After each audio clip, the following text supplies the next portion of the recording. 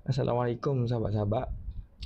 Jadi video pada kali ini suka untuk saya berkongsi dengan sahabat-sahabat belaka berkenaan dengan uh, kaedah ataupun pendekatan yang lagu mana yang boleh kita buat untuk kita pastikan kita ni ada simpanan peribadi kita.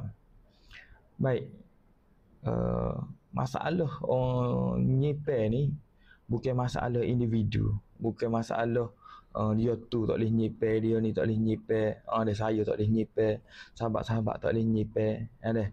Jadi bukan masalah pada individu. Ada jadi masalah nyimpan ni masalah universal. Ramai orang bermasalah, menghadapi masalah untuk ada simpanan. Bukan seorang lah kita kata. Bukan seorang je bermasalah untuk nyimpan. Tak boleh nyimpan. Apa demo tak boleh nak nyimpan. Tak tahu. Kawan tak boleh lagi lah nak nyimpan. Maknanya gitu. Maknanya kebanyakan orang. Jadi,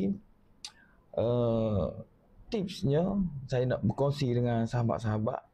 Yang pertama, kita perlu cari konsep ataupun kaedah yang sesuai untuk kita pastikan kita ni ada tabungan, kita ni ada simpanan.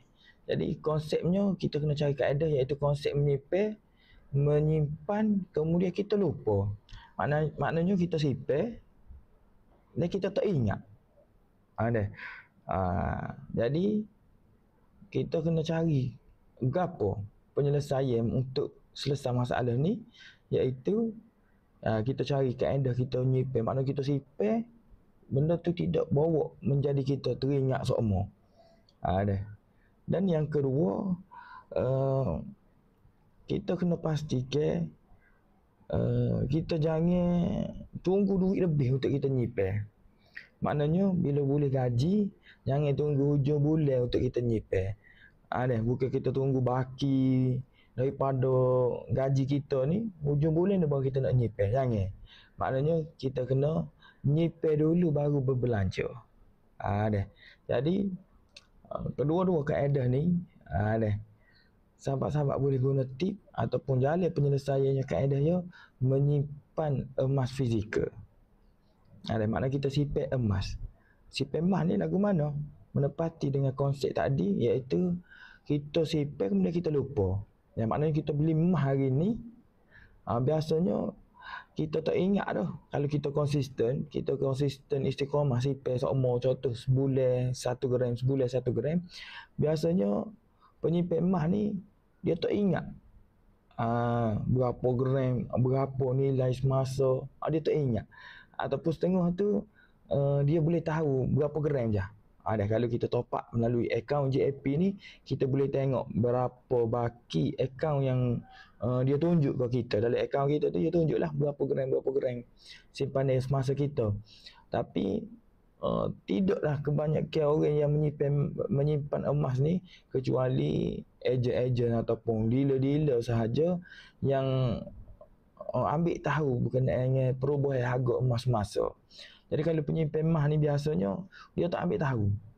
Dia tak ambil tahu berapa dah gram yang dia simpan, berapa dah nilai semasa simpanan dia. Sebab tu maksud dia konsep simpan lupa. Kalau duit, selama ni kita duk nyimpan jadi payah ya, kerana duit ni bila kita simpan 100, 200, 300, bila masuk 400 kita rasa banyak dah duit simpanan kita. Jadi nak guna duit simpanan aku ni banyak dah ni, boleh guna. Jadi bila guna, terbelanja kepada perkara yang bukan tujuan dan matlamat keuangan. Jadi tak ada simpanan, habis. Maknanya simpan korek, simpan ada bubuh-bubuh dalam tabung, korek waktu duit semula. Kerana kita duk ingat seumur.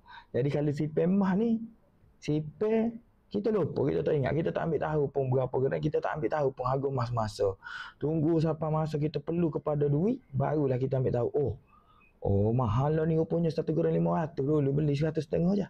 Maknanya kaedah yang sesuai, iaitu bila kita simpan emas fizikal. Dan yang kedua, bila boleh gaji, simpan dahulu. Maknanya kita asing selalu siap-siap duit untuk kita simpan ke dalam bentuk emas fizikal. Maknanya 10% daripada pendapatan. Kalau sebagai contoh 1,500, 150 ya kita top up terus dalam akaun GAP, maka bila kita top up dan kita pun tak ingat. Ada.